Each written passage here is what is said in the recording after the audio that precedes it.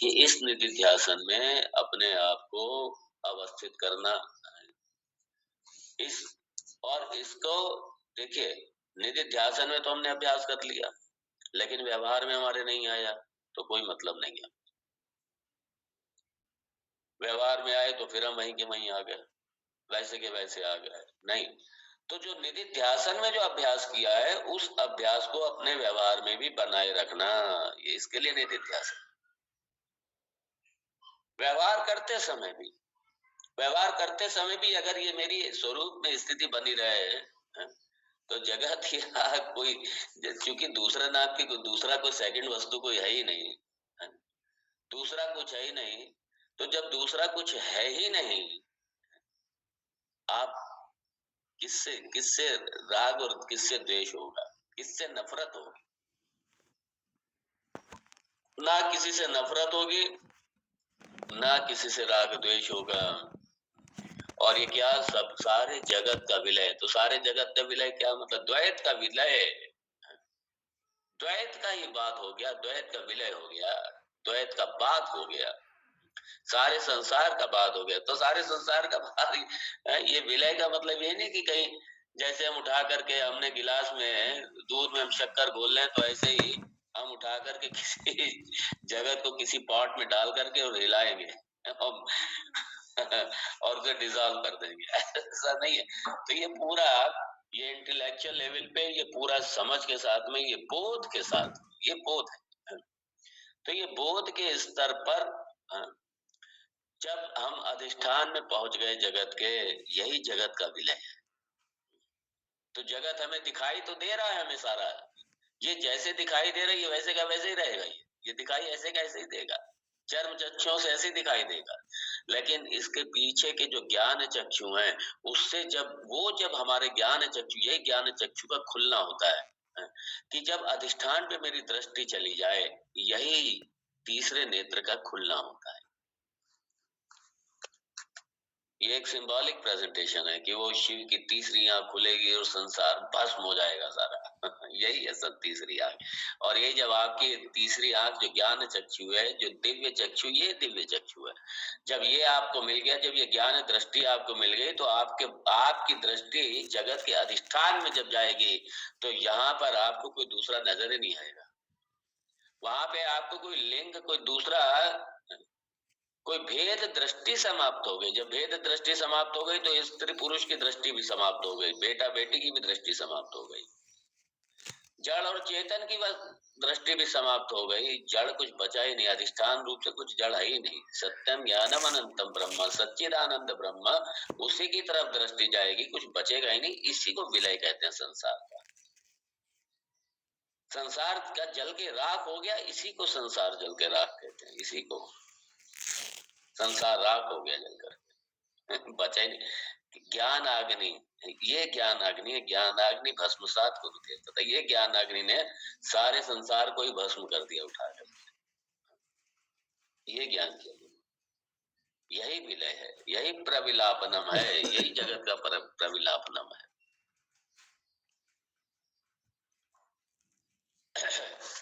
और भगवान यहाँ पे ओमकार के माध्यम से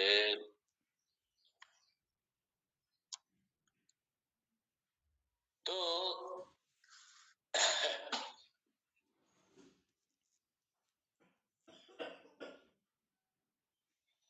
ये एक, इसी को हम बोध कहते हैं, इसी को अध्यात्म कहते हैं, इसी को आध्यात्मिक बोध कहते हैं, इसी को आध्यात्मिक ज्ञान कहते हैं। और यही आत्म साक्षात्कार है, यही ब्रह्म साक्षात्कार।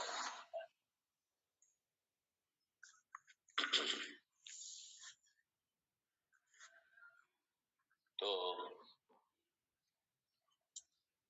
जब ये स्पष्ट हो जाए कि मैं ही सबको सत्ता दे रहा हूं, मैं अधिष्ठान रूप से आ, उ और मां, आ का उकार में लय हो जाना, मतलब आ का जागृत प्रपंच का उकार में, मतलब उसका जो कारण है, जो सूक्ष्म प्रपंच है, उसमें लय हो जाना, और सूक्ष्म प्रपंच का उकार का मकार में, कारण प्रपंच में लय हो जाना, और कारण प्रपंच का कारण प्रपंच का लय हो जाना किसमें? अपने अधिष्ठान में।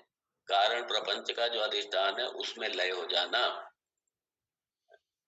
इसी को तुरीय, इसी को आत्म तत्व, इसी को ब्रह्म तत्व, इसी को साक्षी चैतन्य, इसमें लय हो जाना। तो ये जो आ उ और मां जो ओमकार है, ये ओमकार सारे जगत का, यहाँ भगवान कह रहे हैं तो तदेव वाच्यम प्रणवो हि वाचकः। ओमकार मात्रम सचराचरम जगत तदेव वाच्यम प्रणवो ही, और जो प्रणव है ये वाचक है। किसका वाचक है? ये सारे जगत, और जगत क्या है? वाच्य है ये।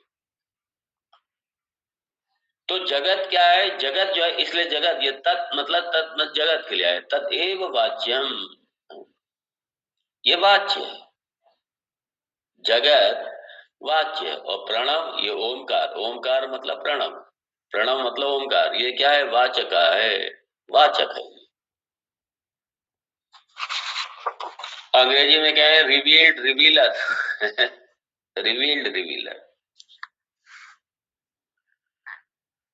तो प्रकाशित और प्रकाशक, प्रकाश्य प्रकाशक, प्रकाश्य प्रकाशक, रिवीलर रिवील्ड, वाच्य वाचक।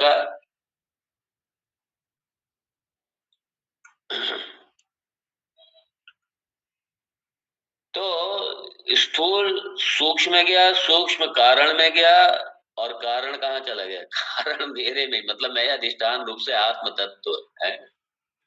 तो सबका अधिष्ठान होने से मैं ही, तो सारे जगत का, ओमकार का,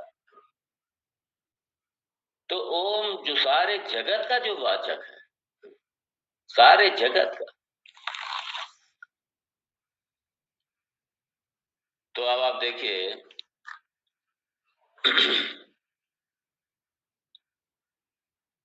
और सारा जगत का जो कारण है, सारे जगत का जो कारण है, जो माया है, उसका भी अधिष्ठान रूप से मैं ही है।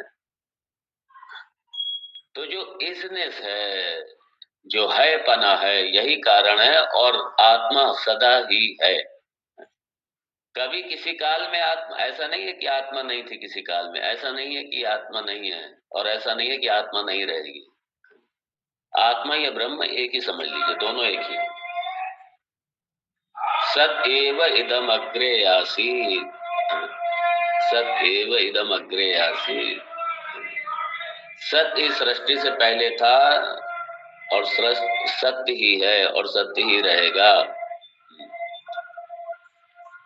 अभी भी सत्य है, कहीं सत्य गया नहीं है सत्य कहीं गया नहीं है।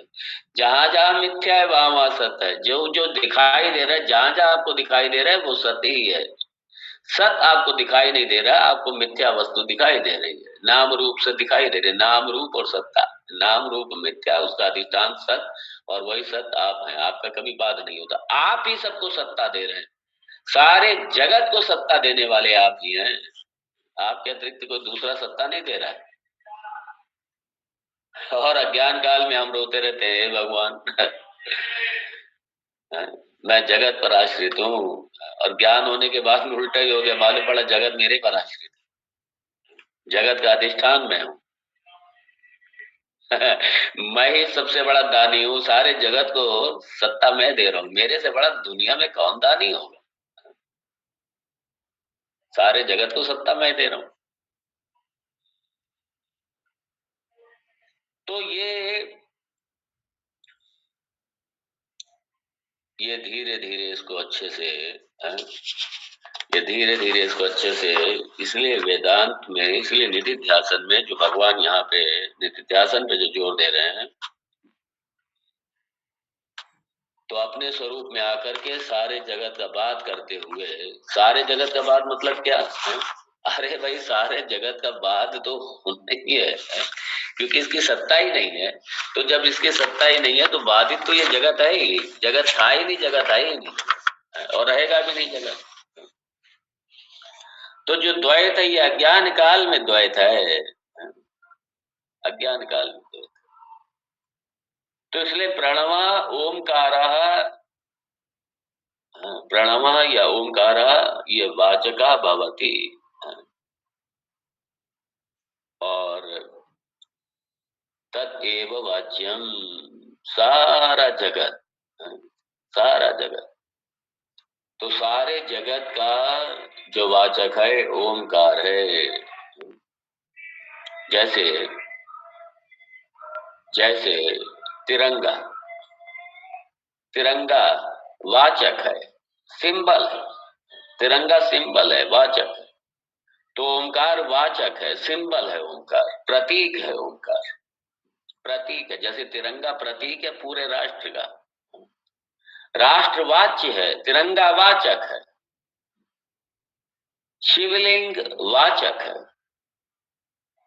सिंबल है, शिव का प्रतीक है। ऐसे जैसे शालिग्राम,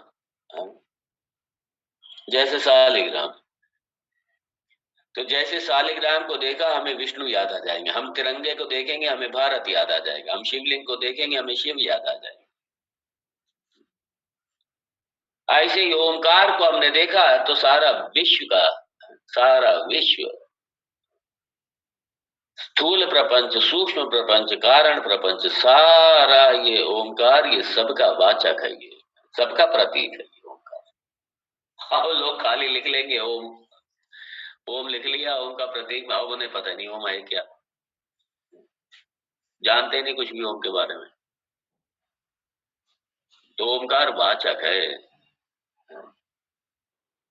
तो ओंकार सारा वाचक ओंकार। इसका विचार सागर में बड़ा अच्छे तरीके से इसको लिया गया है, और मांडुक्य उपनिषद में कारिका के द्वारा भगवान गौड़पादाचार्य जी ने बड़ा अच्छे तरीके से इसको लिया। तदेव वाच्यम प्रणवो हि वाचकः विभाव्यते।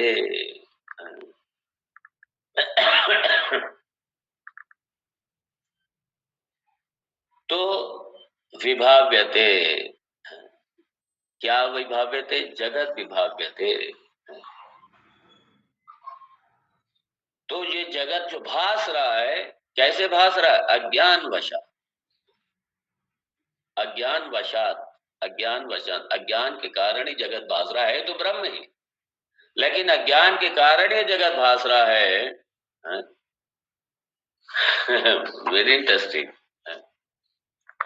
जगत नाम की कोई चीज नहीं है, लेकिन अज्ञान है तो इसलिए ये भी दिखाई दे रहा, क्योंकि अज्ञान है इसलिए तो जगत दिखाई दे रहा है। अगर ज्ञान होगा तो जगत नहीं दिखाई देगा। ज्ञान की अग्नि जला के राख कर देगी संसार को। ये नहीं कि माचिस की तीली जगत पे आग लग जाएगी और जगत जल के राख हो जाएगी, ऐसा नहीं है। तो ज्ञान की अग्नि ने क्या किया? इस जगत को बात कर दिया, ये जो मुझे दिखाई दे रहा था ये रहा ही नहीं। जैसे प्रकाश के आने पर, जैसे प्रकाश के आने पर अंधकार चला जाता है, और अंधकार के जाने से जो सारा भय भ्रांति, सारी समस्याएं चली जाती।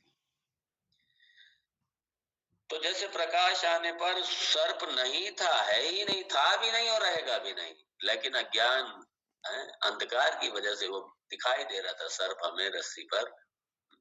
तो जैसे प्रकाश आने पर मात्र रस्सी जो उसका अधिष्ठान है वही रह जाता है, ऐसे ज्ञान आने पर यह जो जगत का अधिष्ठान जो ब्रह्म है वही रह जाता है। जगत मिथ्या, या आने जाने वाला जगत, बासने वाला जगत चला जाता है।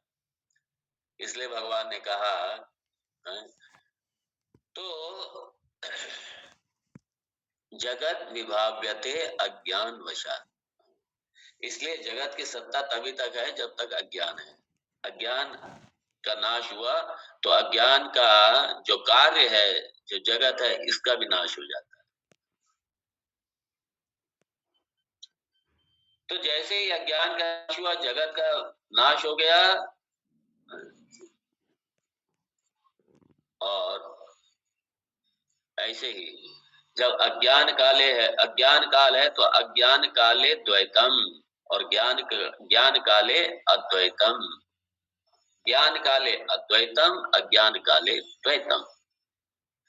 तो ये अज्ञान अवशात, अज्ञान के कारण ही